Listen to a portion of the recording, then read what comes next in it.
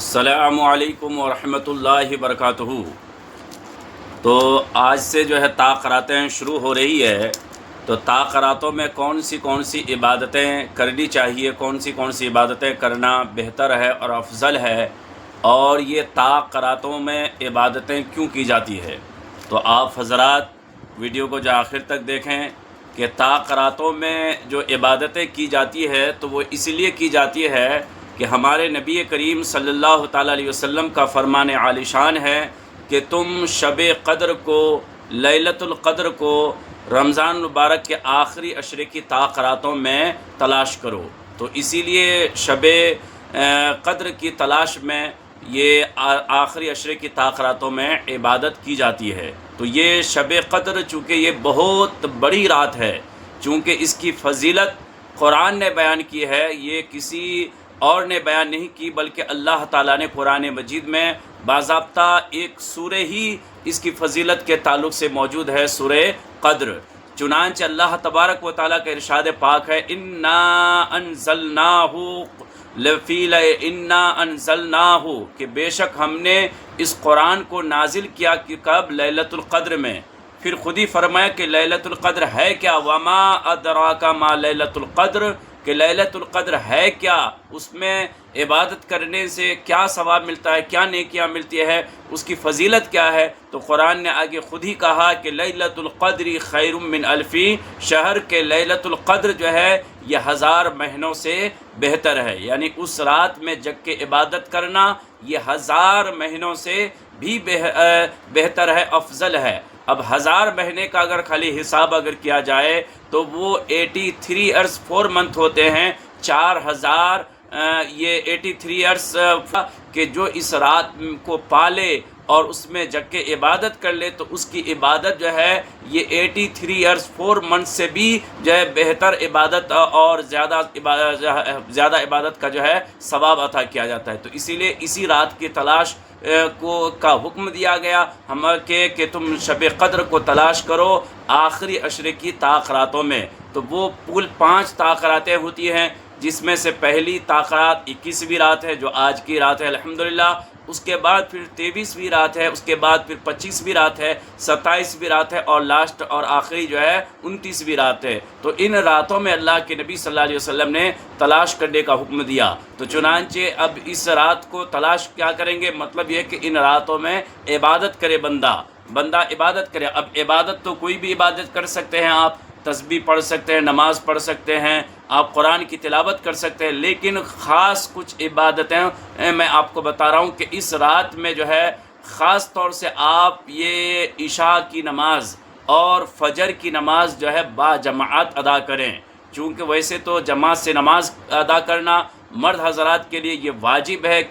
بغیر کسی شرعی مجبوری کے چھوڑنے کی اجازت نہیں ہے، لیکن خاص طور سے ان 5 قراتوں میں آپ عشاء کی نماز اور فجر کی نماز با جماعت ادا کریں۔ کیوں؟ اس لیے کہ جو عشاء کی نماز اور فجر کی نماز با جماعت ادا کر لیتا ہے، اللہ تبارک و تعالیٰ اس کو پوری رات کی عبادت کا جو ہے ثواب عطا کرتا ہے۔ تو اسی لیے یہ چونکہ قراتیں عبادت کی رات ہے تو ہماری ساری رات جو ہے عبادت میں شمار ہو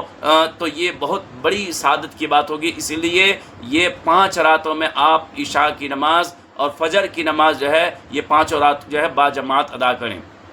اور دوسری عبادت آپ یہ دیکھیں کہ کوئی بھی آپ وظیفہ کریں، چاہے اللہ اکبر کا وظیفہ ہو یا سبحان اللہ کا وظیفہ ہو، یا بہترین جو وظیفہ ہے کہ درود شریف کا وظیفہ، آپ درود شریف جو ہے کثرت سے پڑھیں، چونکہ درود شریف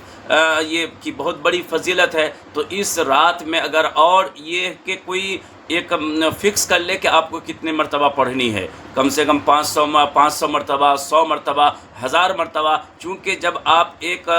گول بنا لیتے ہیں کہ ایک ٹارگٹ آپ کا ہو جاتا ہے کہ مجھے اتنے مرتبہ پڑھنی ہے، تو پھر آپ کے اندر ایک حوصلہ آپ کا بڑھے گا، ایک جذبہ پیدا ہوگا۔ جیسے کہ کوئی اسٹوڈنٹ جب کتاب پڑھنے کے لیے ایگزام میں جب وہ تیاری کرنے کے لیے بیٹھتا ہے تو وہ بالکل ایک ٹارگٹ بناتا ہے کہ آج مجھے 3 صفحے 3 پیج پڑھنا ہے یا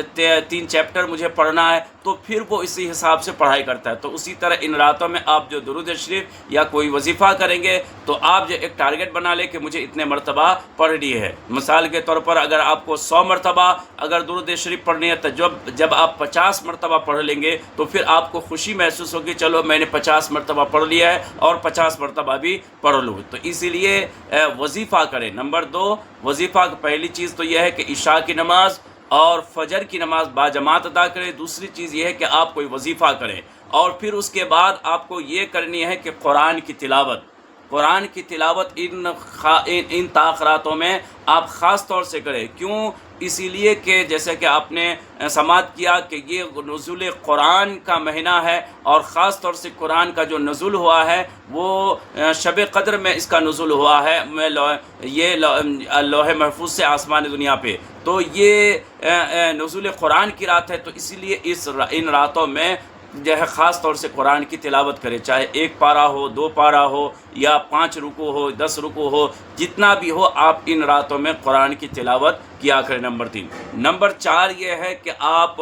اگر قضا نمازیں اگر ہے تو آپ قضا نمازیں پڑھیں، اگر قضا نمازیں آپ کی نہیں ہیں تو صلاۃ التسبیح کا جو ہے اہتمام کرے۔ ان 5 راتوں میں صلاۃ التسبیح جو ہے پڑھے، چونکہ سرکار کا حکم ہے کہ اپنے چچا کو جو حکم دیا تھا کہ ہو سکے تو روزانہ پڑھو، نہیں تو جو ہے ہفتے میں 1 بار، نہیں تو مہینے میں 1 بار، نہیں تو زندگی ہے اور سال میں 1 بار، نہیں تو زندگی میں 1 مرتبہ تو صلاۃ التسبیح پڑھنی ہی چاہیے۔ تو ہمارے پاس ویسے یہ 5 تاخراتیں یہ ہوتی ہے، تو 5 تاخراتوں میں صلاۃ التسبیح کا جو ہے اہتمام کرے۔ اور نمبر 5 یہ ہے کہ آپ جو ہے کچھ صدقہ وغیرہ جو ہے ان راتوں میں کیا کرے، صدقہ وغیرہ کیا کرے، جتنا بھی آپ کی استطاعت ہو تو صدقہ وغیرہ کا اہتمام کرے۔ اور دوسری بات یہ، چھٹی چیز یہ ہے کہ ہمارے نبی کریم صلی اللہ علیہ وسلم جو باضابطہ حضرت ام المؤمنین حضرت عائشہ صدیقہ رضی اللہ تعالیٰ عنہ کو جو ایک دعا تعلیم فرمائی کہ جب حضرت عائشہ نے پوچھا کہ اے اللہ کے رسول، جب میں شب قدر کو پالوں تو اس وقت کیا کروں،